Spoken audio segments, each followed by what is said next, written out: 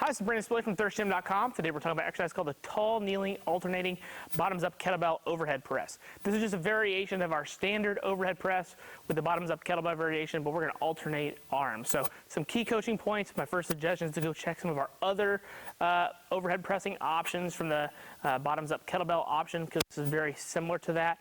We're just going to alternate appendages. So brief recap.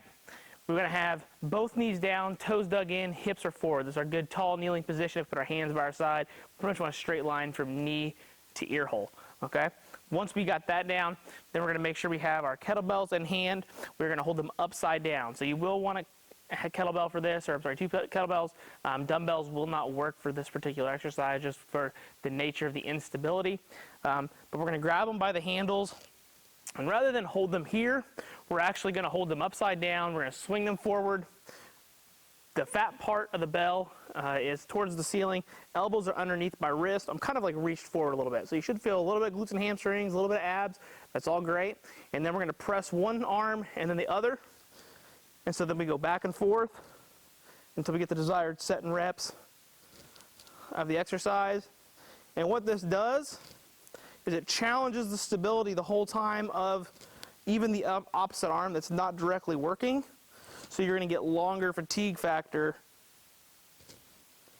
of the rotator cuff as you go back and forth. So if you try to just sit down, let's say we're going to do both together, and we're going to do 10 reps, and let's say that takes 12 seconds. So I'm getting up here, holding them, and doing both together.